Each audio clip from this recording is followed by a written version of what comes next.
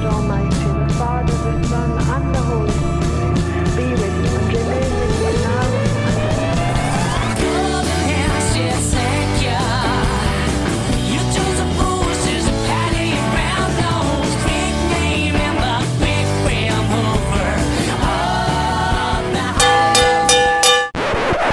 Hi there everyone, Jack here again at the Vinyl Voyage. Here to talk about music tonight. The quizmastering duties have been put to one side. There's no questions tonight. The only question is, are you ready to hear about some really weird, eccentric's probably a better word, underground neo-psychedelic albums from the mid-80s to the mid-90s? If the answer is yes, you're in the right place because I've got some beauties to show you tonight. I accumulated so many albums over the summer and I didn't do so many music related videos because my head was in other spaces. But yeah, getting right back into it tonight with 5 absolute cracking albums. All of these albums are very lo-fi, very DIY, and all of them certainly cult albums in their own right. Getting straight into the first one then, this is like the epitome of a cult album. An album that even a band that didn't really do so well in the UK, they were bigger in Europe. This is the Chrysanthemums with their debut album called Is That a Fish on Your Shoulder or Are You Just Pleased to See Me? And this is from 1987. And this is really, really cool. Check this out. So if you've not heard of the Chrysanthemums before, these are guys who certainly worship at the altar of Mr. Syd Barrett. It's very Syd Barrett, very Robin Hitchcock, very surreal lyrics, very English eccentrics. And they were headed up predominantly by 2 guys. A guy called Alan Jenkins, who was formerly the lead singer of the Deep Freeze Mice, and his compadre Yukio Jung, aka Terry Burrows, who's a bit of a multi-instrumentalist, a bit of a polymath. I think he's a writer, writes on music theory and a whole host of other subjects. But yeah, this is just brilliant. It's a first press on Eggplant Records. You can see that there. And this bit of writing here, this is written as if this is a reissue of their classic debut album. I don't think there is a reissue of it, but it's written as if it's from 2030, and they're talking about a reissue of their great debut album. It says here, ranking alongside such acts as the Beatles, Frank Sinatra, the Big Goats, or Stevie Moore, and the Psychedelic Grids. Now, the funny thing about this is then it goes on to talk about their career and how it developed, and it talks about their second album, Little Flecks of Foam Around Barking, which emerged in 1988. Well, their second album actually was called that, so they took elements of this writing and put it into their career later on. But yeah, it's very, very good. And it's interesting they mentioned this guy here, R. Stevie Moore. So R. Stevie Moore, I didn't realise until I did a bit of digging, but he is a cult artist in his own right. He's almost like the forefather of the do-it-yourself bedroom recording scene. I need to dig into his music and see what he's like. I've got a feeling that he's an American. But yeah, this is very English. It is very eccentric, but the songs on here are great. There's not much. The longest song's 4.5 minutes. 5 minutes. Lots of short, sharp bursts of jangly, sometimes punky, English psychedelia. And Gloucestershire is just an illusion. It's fantastic. The Holocaust Parade is the song that R. Stevie Moore sings on. It's really cool as well. You Are a Serbian and I Like You. I Wish Marvin Gaye's father had shot me instead. Just brilliant, brilliant lyrics. And very unique. I said it was put out on Eggplant Records.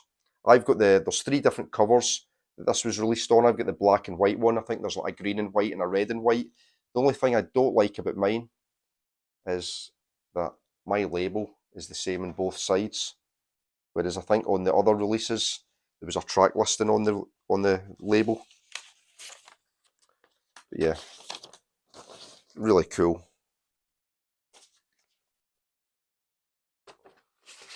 and an easy album to get into. Very, very catchy. Like I said, these guys I don't think made much of a dent in the UK music scene. They were bigger abroad, but really worth checking out. It's not an expensive album. You can pick this up for about 20 odd quid in really nice condition. So I highly recommend, if you like English psychedelia, check out the Chrysanthemums with Is That a Fish on Your Shoulder, or Are You Just Pleased to See Me?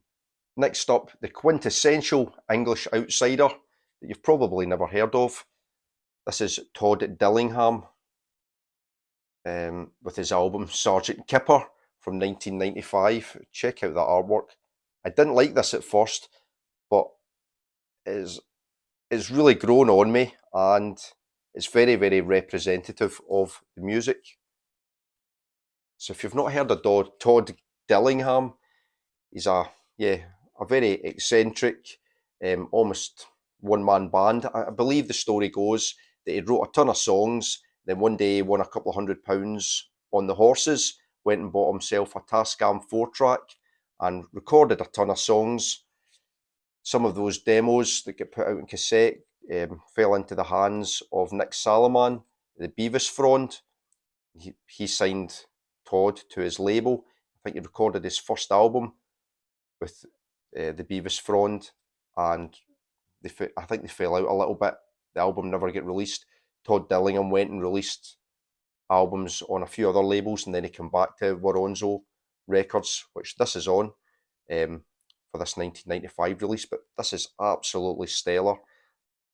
This is a double album. I paid €10 for this from a record shop in Holland, and it's just fantastic. So there's the track listing there.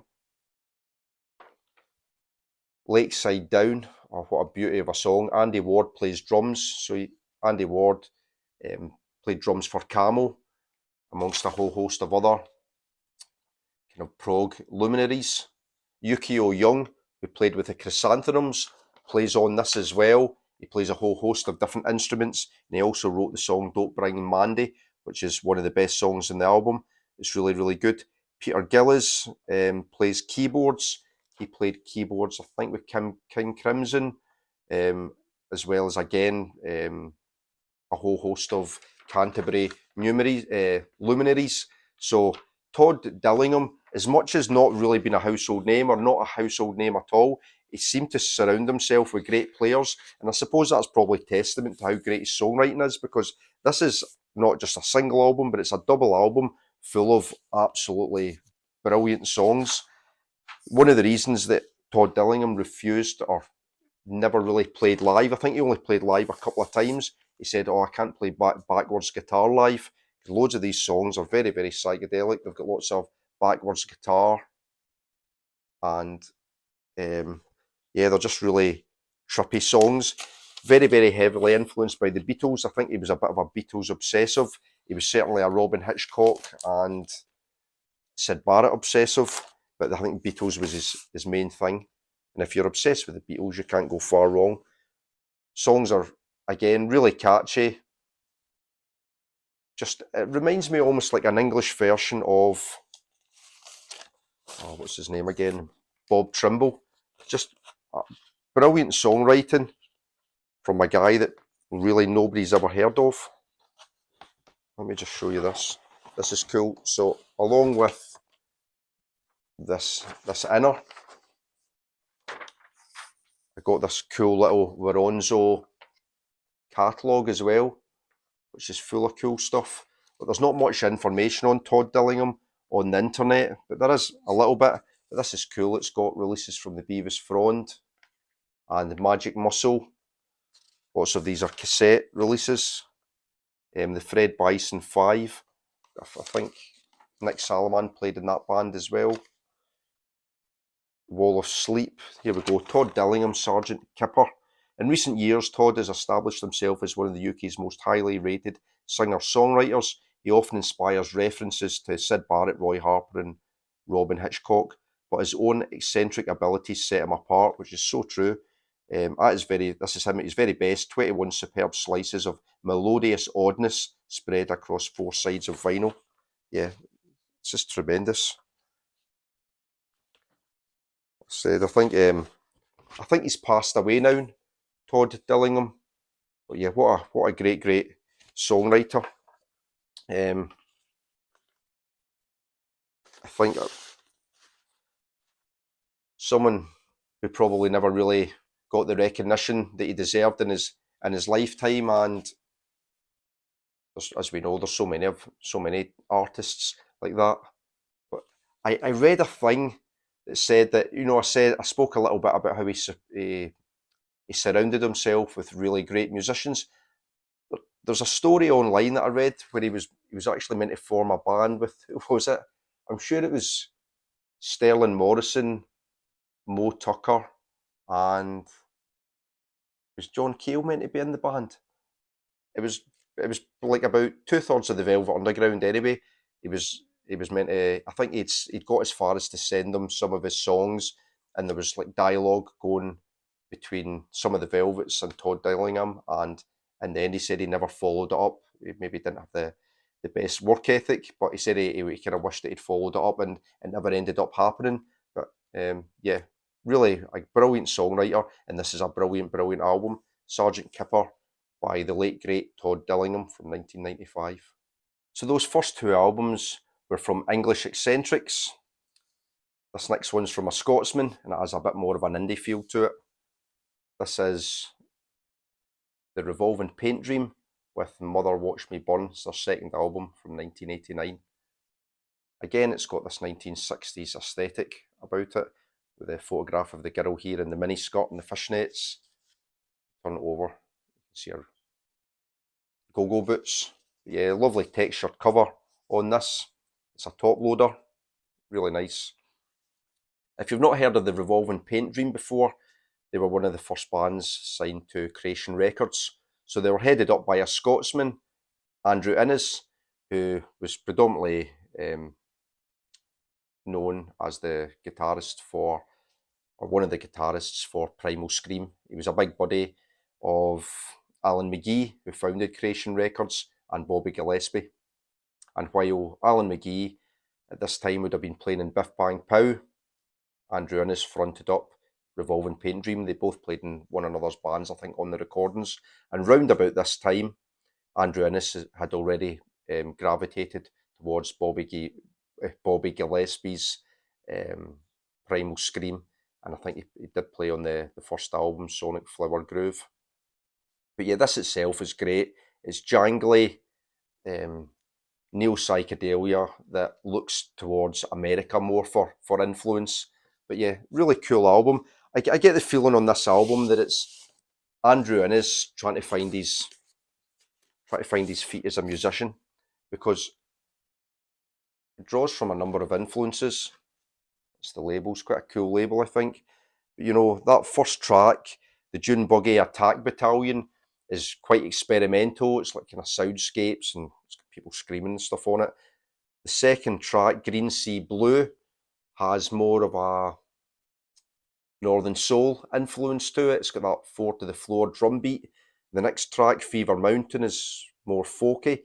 But then there's other tracks, Mother Wash My Tears Away, that are more jangly, more of a kind of Birdsey sound to them. Electra's Crying Loaded in the Basement is really cool, as is Mandra Mandra. But yeah, really cool stuff. So Andrew Innes fronted up the band, and he sings on a number of the tracks, but his girlfriend also played in the band, Christine Wanless, and she has that kind of great girl group voice.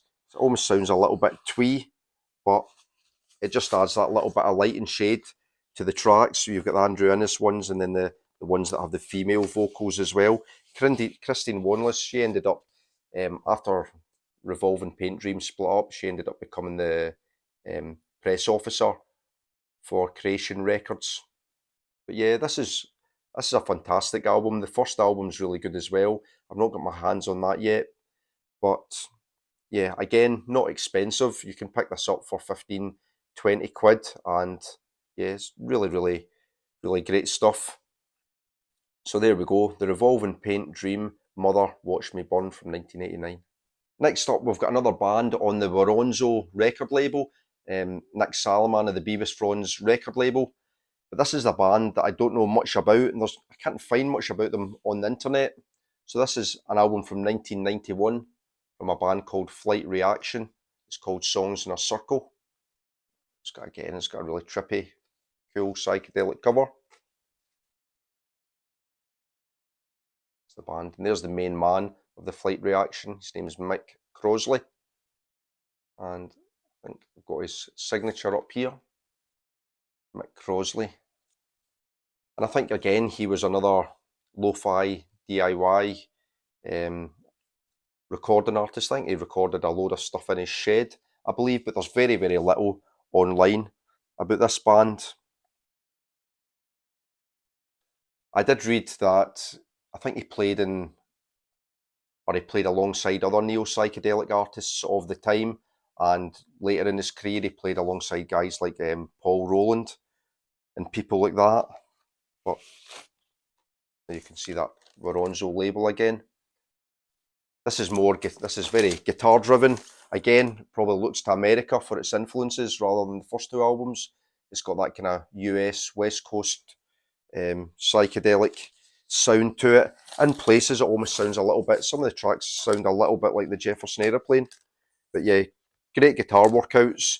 There's some of the songs have a bit more of an Eastern vibe to them. Some of them, they've got that kind of Birdsian jangle. But yeah, great neo-psych. Again, some of the top tracks on here. I See Everything, really, really good. Soul Within has got that kind of darker sound to it. She's in Another World. Acid in Your Eyes has a real darker sound. And Hieroglyph, that's got a bit of a kind of Jefferson Airplane sound to it. A bit more of a jangly sound, but there's a little insert as well, if I can find it. Yeah, there we go. Cool little insert with the lyrics to the final song, Secret Garden. But yeah, like I said, there is not much online about these guys at all. Now, I've been really, really lucky since I've been doing these neo-psych videos. There's been a lot of people commenting on the videos and giving recommendations of other artists and things like that. And a few people have actually reached out to me via email as well. One of them being the previous editor of the neo-psych fanzine Bucket Full of Brains. So thank you so much for your email, John. It was great to read about some of your experiences and the different things you've did in the music world. If you know much, and I'm sure you do, I'm sure that you covered the Flight Reaction in your magazine. If you can offer any info on the band or on this album, yeah, I'd love to hear it. So the Flight Reaction, Songs in a Circle from 1991. And finally, we have been around the British Isles looking at different psychedelic bands. We've had some quintessential English psychedelia. We've had a Scottish fronted band. It's only right that we now go to Wales. Are the Welsh the most psychedelic nation on earth? They've definitely got the limeage for it. This is Fa Coffee Pulb, their album Clim Halio from 1991. And this is psychedelic dream pop with a kind of bit of a baggy feel to it. Now, you can be forgiven for not having heard of this band before. However, I'm sure that you would have heard of the frontman, especially if you're into indie pop, because the frontman was this chap here, Welsh psychedelic prankster Gruff Rhys. And this was his first band, alongside David Llewellyn, Rodri Pugh and Dewey Emlyn. Now, Rodri Pugh also played with Gorky Zygotic Monkey, my favourite Welsh neo-psych band, though I don't believe he played in the classic lineup. I think he might have played in later incarnations. Correct me if I'm wrong, I'm not really too sure. But yeah, this was their second studio album. Finds the group experimenting for probably less than a couple of weeks over 18 months of disparate weekends and work nights with recording techniques and genres and trying to make some kind of day-glow Welsh limeage pop. So yeah, all of it is in Welsh. It's all sung in Welsh, and yeah, it's really, really cool. It's really upbeat. It's very poppy on lovely day glow green vinyl. But yeah, some great tracks on here. The last track is fantastic. It reminds me a little bit of Rain by the Beatles. Gweld dim boed. No idea what that means. And this other track's cool as well. I cannot say this. Squig. CWSG. I don't know what that word is. Miss Cornflakes 91 is good. But like I said, this has got a bit of a baggy feel to it as well. And I don't remember this band from the time, but very, very cool. It was produced by the great Welsh engineer and producer Gorbel Owen, who went on to produce Gorky's Zygotic Monkey, amongst other bands. Yeah, I'd like to pull some more of their stuff because this is the only one I've got. The only other person I've saw show Fa Coffee Pub on the VC was Morten Astad. I know that he likes all things Welsh and he's a fan of this band. But yeah, really, really good, really easy to get into. So I believe Fa Coffee Pub, it doesn't directly translate to something in English, but I believe phonetically it means, what is it? Everybody fuck themselves or something like that. What is it? Have I got it? Fuck off everybody. So yeah, there we go. That was their message. Fuck off everybody. But yeah, it's not an angry album. This is a dreamy psychedelic pop album. Easy to get into. And yeah, I love the Welsh language and psych pop. It really suits it. So there we go. We're finishing off with Af Coffee Pwab, their second album, Clymhalio. So there we go. That's your lot. 5 lo-fi, neo-psychedelic, eccentric, kind of weird albums from the UK underground. All of these are absolute bangers. Like I said, I've had them on repeat for weeks and been really, really enjoying them. I hope you enjoyed that too. I hope that you've maybe discovered something that you haven't heard before. Out of those albums, they're probably not the easiest to listen to online. So the Af Coffee Pub album from Gruff Rhys, you can listen to that on Spotify. You can also listen to the Revolving Paint Dream album. They've got a compilation on Spotify that has all the tracks from the first 2 albums. But the other albums, they're not on Spotify. There's one song from the Chrysanthemums, Holocaust Parade, that you can listen to. And even on YouTube, for instance, the Sgt. Kipper's not even easy to find on YouTube. There's only a handful of tracks, bearing in mind that it's a double album. So it's a bit of a pity because that for me, that's probably the best of the bunch. The songwriting on that is so good. But worth having a listen. Like I said, I picked up that Todd Dillingham Sgt. Kipper album for €10. None of those albums are going to break the bank. I think they're all first presses other than the Welsh Dream Pop one. And they're all like £15-20 albums at the most, so you can pick them all up cheap.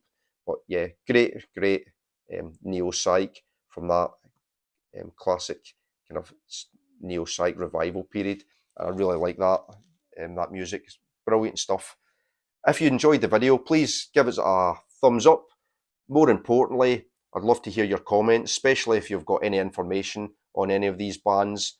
I said, especially for a few of them, there wasn't much information out there at all, especially the Flight Reaction.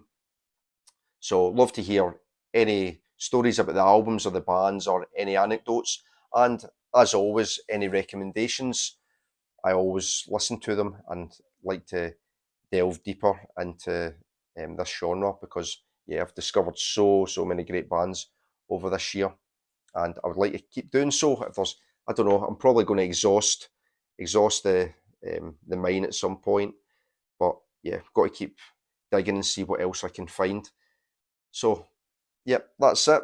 Back to showing records again. I hope you enjoyed that and look forward to seeing you on the next video. Bye for now.